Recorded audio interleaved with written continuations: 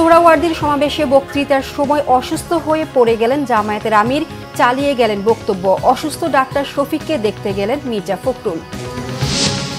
অন্তর্বর্তী সরকারের কারো সহায়তায় কেউ বিশেষ পরিস্থিতি তৈরির চেষ্টা করছে কিনা সন্দেহ এখন জনমনে, বলেছেন তারেক রহমান। দেশবাসীকে সতর্ক থাকার আহ্বান। চকরিয়ায় এনসিপির মঞ্চ ভেঙে বিএনপির প্রতিবাদ, গডফাদার ও পরিবারতন্ত্র উৎখাতের ঘোষণা নাহিদ হাসনাতের।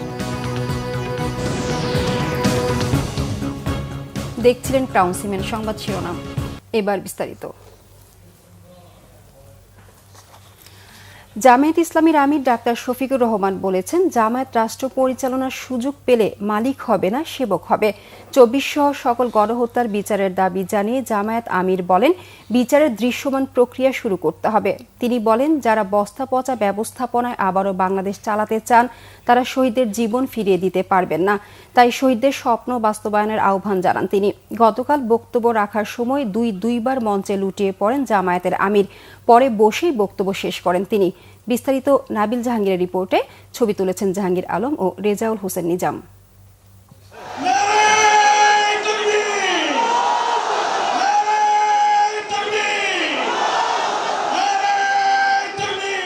প্রায় দেড় যুগ পর রাজধানীতে প্রকাশ্যে জামায়াতের সবচেয়ে বড় শোডাউন। দীর্ঘকাল পর এই সমাবেশকে কেন্দ্র করে উচ্ছ্বসিত জামায়াত নেতাকর্মীরা দেশের প্রতিটি প্রান্ত থেকে এই সমাবেশে যোগ দিতে ছুটে এসেছেন তারা। সোহরাওয়ার্দী উদ্যানের জাতীয় সমাবেশটি দুপুর থেকে শুরু হওয়ার কথা থাকলেও সকালেই কানায় কানায় পূর্ণ হয়ে ওঠে। প্রচণ্ড গরম উপেক্ষা করে নেতাকর্মীরা অবস্থান করেন সোহরাওয়ার্দী উদ্যানে। বেলা বাড়ার সাথে সাথে নেতাকর্মীদের জনস্রোত সোহরাওয়ার্দী উদ্যান ছাপিয়ে press club, high court, TSC, Shahbag, Karwan বাজার সহ আশেপাশের এলাকায় ছড়িয়ে পড়ে। সমাবেশে বিভিন্ন রাজনৈতিক দলের নেতারাও বক্তব্য রাখেন। আরেক অগাস্ট আসতে চলেছে, আমাদের সেই স্বপ্নগুলো পূরণ হয়নি। সমাবেশের সভাপতি জামাত আমির ডাক্তার শফিকুর রহমান বক্তব্য দিতে মঞ্চে ওঠেন বিকাল ৫টায়। বক্তব্য শুরুর কিছুক্ষণ পর মঞ্চে লুটিয়ে পড়েন তিনি।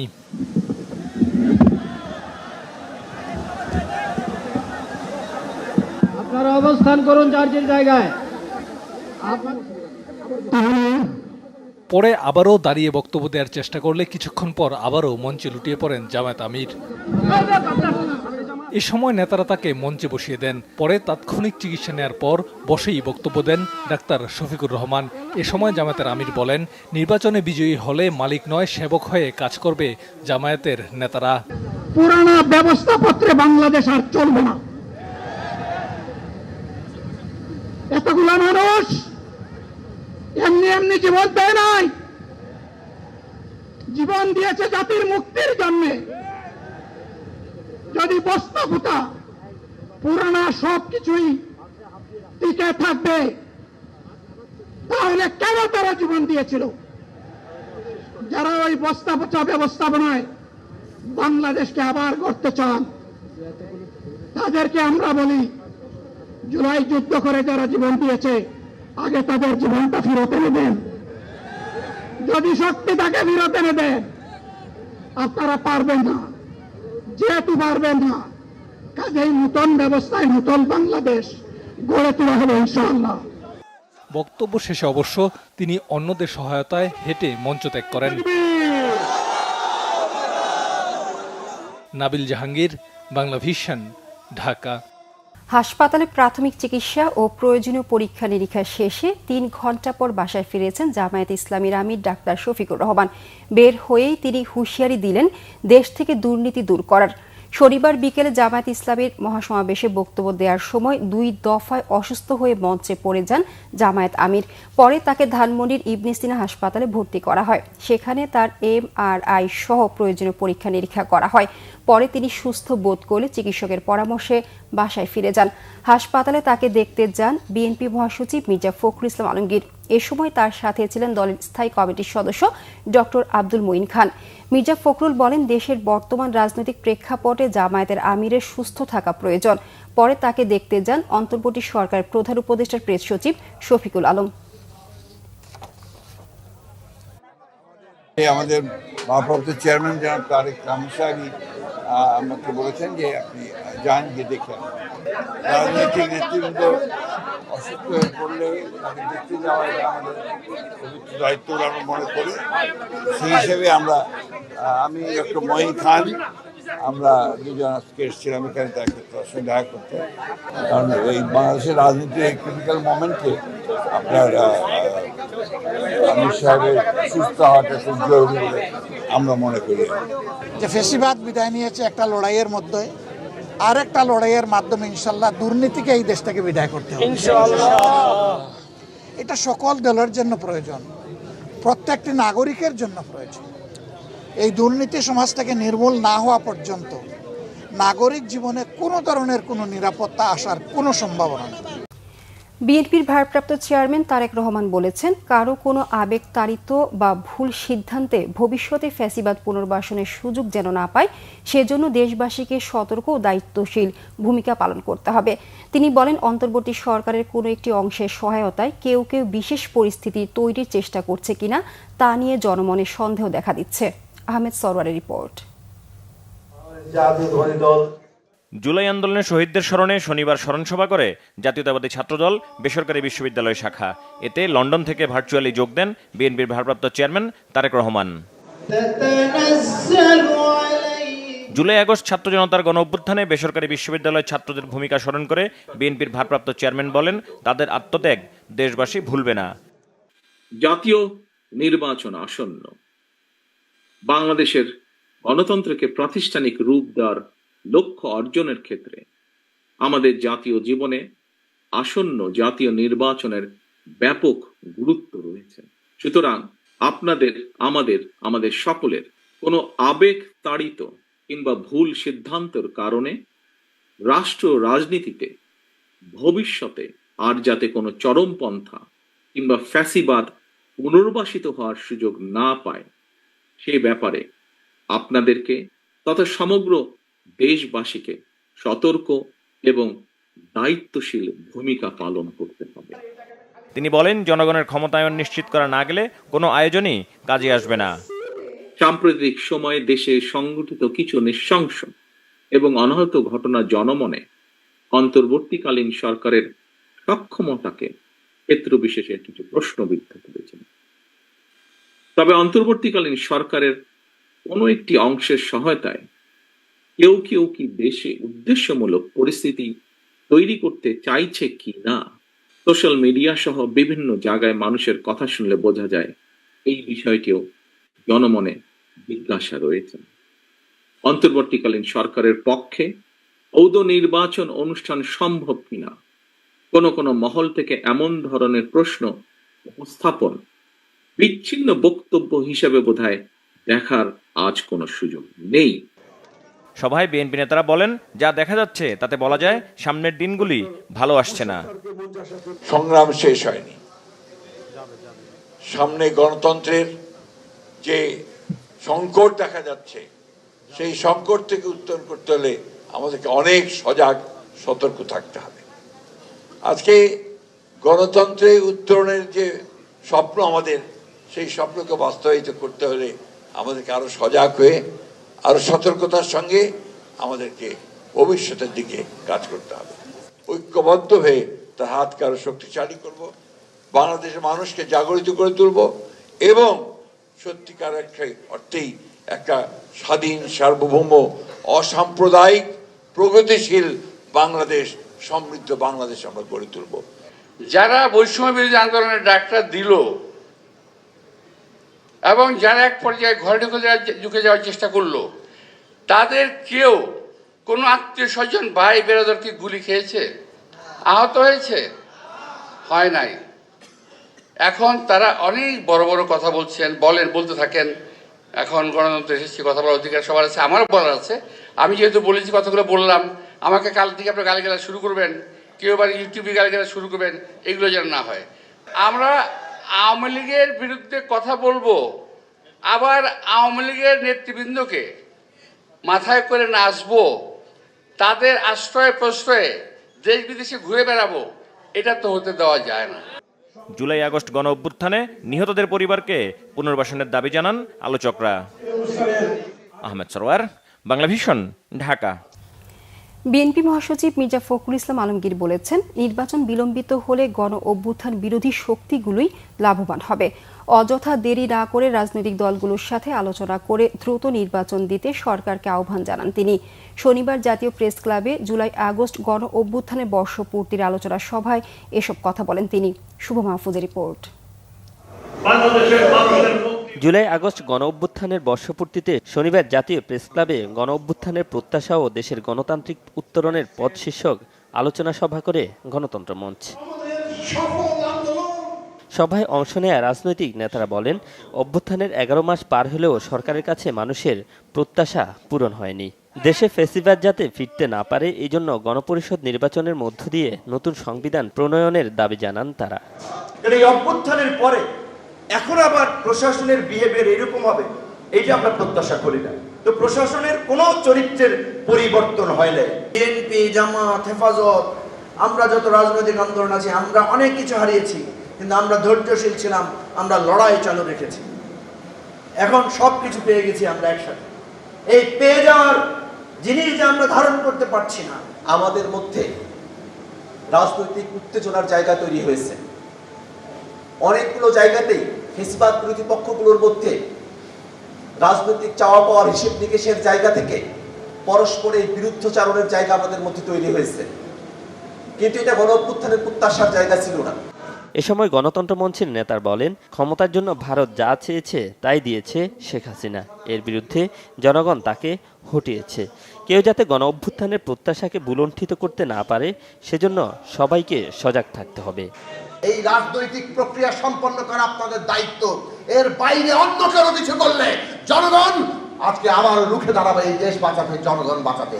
শত্রুরা আমাদের এই অভ্যুত্থানের যে লক্ষ্য, রাজনৈতিক উত্তরণ, রাষ্ট্রের গণতান্ত্রিক পুনর্গঠন, নতুন গণতান্ত্রিক রাজনৈতিক বন্দোবস্ত, সেই জায়গা থেকে এক চুল আমাদের সরাতে না পারে।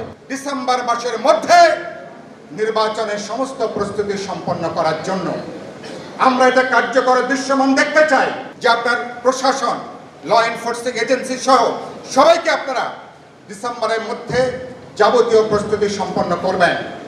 সভায় প্রধান অতিথির বক্তব্যে বিএনপি মহাসচিব বলেন, স্বাধীনতা যুদ্ধের ব্যাপারে কোনো আপোষ করবে না তার দল। জানান, দিন যতই পার হচ্ছে অভ্যুত্থান বিরোধী শক্তি ততই সক্রিয় হচ্ছে। যত দিন যাচ্ছে ততই যারা গণতন্ত্রে বিশ্বাস করে না, যারা জনগণের অগ্রযাত্রায় বিশ্বাস করে না, তারা আবার জোট পাকাচ্ছে। আমার কাছে মনে হয়েছে যে ফ্যাসিস্ট শক্তি যাকে আমরা বিচারিত করতে সক্ষম হচ্ছিলাম, তারা ভেতরে ভেতরে আবার সংগঠিত হচ্ছে এবং ক্ষমতা ফিরে পাওয়ার চক্রান্তে লিপ্ত হয়েছে। মৌলিক সংস্কার জুলাই সনদ প্রতিষ্ঠার মধ্য দিয়ে অন্তর্বর্তী সরকারের প্রতি দ্রুত নির্বাচনের আহ্বান জানান বিএনপি মহাসচিব।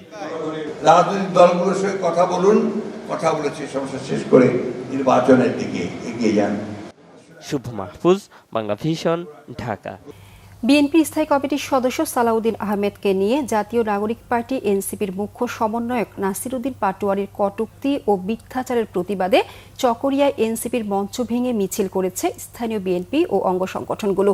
শনিবার দুপুরে এনসিপির মুখ্য সমন্বয়ক নাসিরউদ্দিন পাটোয়ারী কক্সবাজার পাবলিক হল মাঠে বলেন, আওয়ামী লীগ আমলে নারায়ণগঞ্জের শামীম উসমান ছিলেন কুখ্যাত গডফাদার, আর এখন কক্সবাজারের গডফাদার ভারতের শিলং থেকে আসা সালাউদ্দিন আহমেদ। তাকে চাঁদাবাজ, জবি দখলদারকারী বলেও মন্তব্য করেন নাসিরউদ্দিন পাটোয়ারী। তার এই বক্তব্য কক্সবাজার জেলা তথা দেশের সকল রাজনৈতিক সচেতন মহলে প্রশ্নবিদ্ধ হয়েছে বলে মন্তব্য করেছেন বিএনপি নেতারা। এই বক্তব্যের জন্য তাকে নিঃশর্ত ক্ষমা চাইতে হবে বলে দাবি জানান তারা। বক্তারা বলেন, এ বছরের 28 ফেব্রুয়ারি এনসিপির জন্ম, এখনও রাজনৈতিক দল হিসেবে তারা নিবন্ধনও পায়নি। অল্প বয়সী নাসিরউদ্দিন পাটোয়ারীর এমন মন্তব্যকে পলাতক স্বৈরাচারের দোসর বলে আখ্যা দেন বিএনপি নেতারা। এ ঘটনায় আলাদাভাবে প্রতিবাদ মিছিল করে কক্সবাজার শহর বিএনপিও। এদিকে নিরাপত্তার অভাব ও অসুস্থতার কারণ দেখিয়ে কক্সবাজারের ঈদগাঁও ও চকরিয়া উপজেলায় পথসভা না করে চলে যান এনসিপি নেতারা।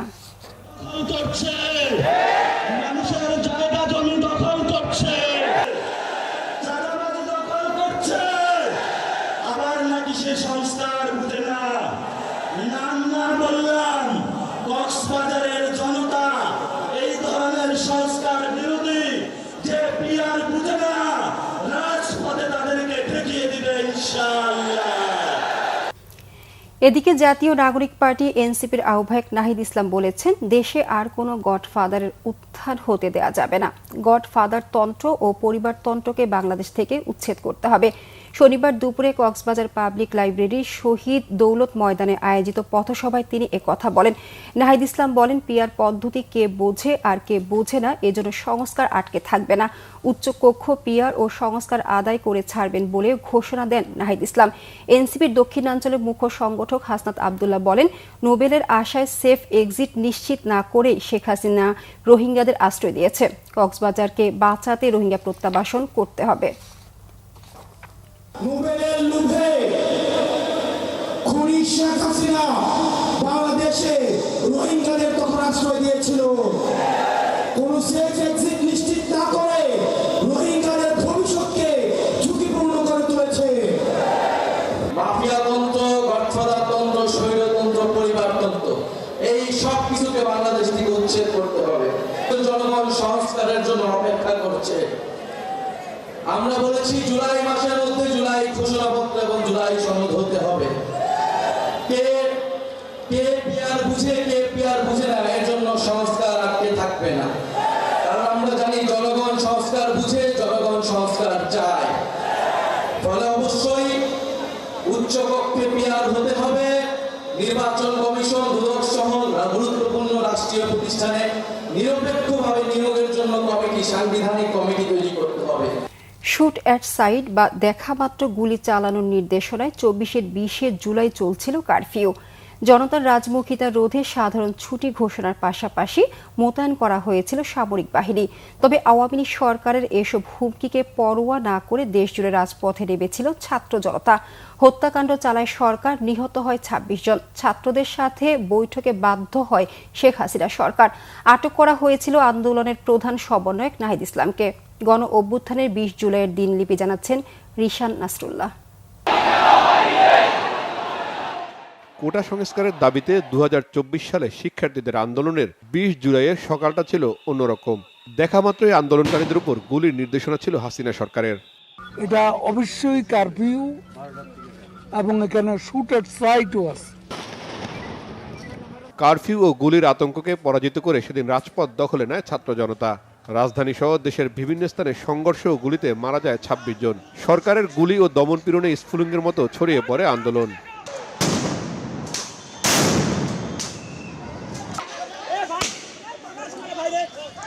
রাজধানীর বেশিরভাগ এলাকার দখল নেয় আন্দোলনকারীরা।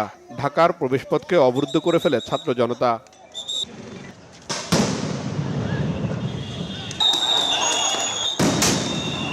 কারফিউ উপেক্ষা করে রাজপথে ব্যাপক উপস্থিতি ছিল আন্দোলনকারীদের। রাজপথের পাশাপাশি সরকারি বেসরকারি বিশ্ববিদ্যালয়ের ক্যাম্পাসও দখল নেয় আন্দোলনকারী শিক্ষার্থীরা।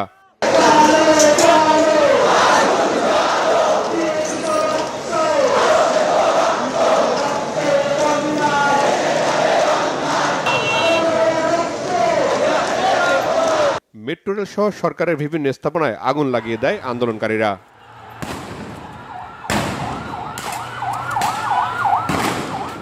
আন্দোলন দমনে নির্বিচারে গুলি করে আইনশৃঙ্খলা বাহিনী। কোথাও কোথাও ব্যবহার করা হয় হেলিকপ্টারও। আন্দোলনের মুখে ছাত্রদের সাথে সমঝোতার আগ্রহ দেখায় শেখ হাসিনা সরকার, কিন্তু বৈঠকে শিক্ষার্থীদের দেয়া ৮ দফা আরও চাপে ফেলে আওয়ামী লীগ সরকারকে। কোটাকে ন্যূনতম মাত্রায় ৫% এনে সংসদে আইন পাশ করতে হবে। কারফিউ চলমান রাখার পাশাপাশি আন্দোলন নিয়ন্ত্রণে রাজনৈতিক দলের নেতা ও আন্দোলনকারীদের আটক করা শুরু হয়।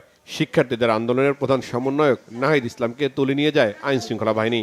আমাদের বৈষম্য বিরোধী ছাত্র আন্দোলনকে ছত্রভঙ্গ করার জন্য আমাদের সমন্বয়কদের নানা ধরনের এখানে প্রহসন এবং নাটক করা হচ্ছে। এখানে আমাকে গুম করা হয়েছিল।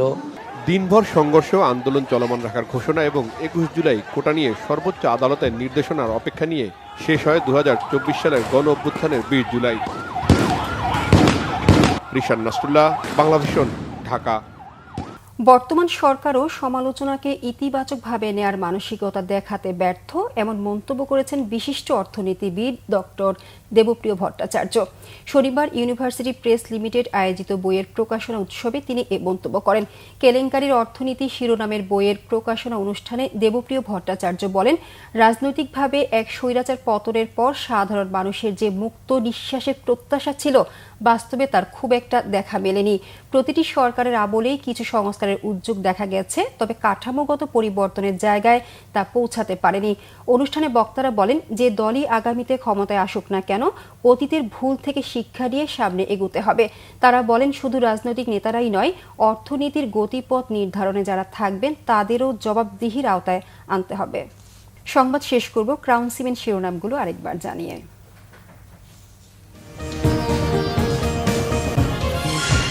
সোহরাওয়ার্দীর সমাবেশে বক্তৃতার সময় অসুস্থ হয়ে পড়ে গেলেন জামায়াতের আমির, চালিয়ে গেলেন বক্তব্য। অসুস্থ ডাক্তার শফিককে দেখতে গেলেন মির্জা ফখরুল। অন্তর্বর্তী সরকারের কারো সহায়তায় কেউ বিশেষ পরিস্থিতি তৈরির চেষ্টা করছে কিনা সন্দেহ এখন জনমনে, বলেছেন তারেক রহমান। দেশবাসীকে সতর্ক থাকার আহ্বান। চকরিয়ায় এনসিপির মঞ্চ ভেঙে বিএনপির প্রতিবাদ, গডফাদার ও পরিবারতন্ত্র উৎখাতের ঘোষণা নাহিদ হাসনাতের।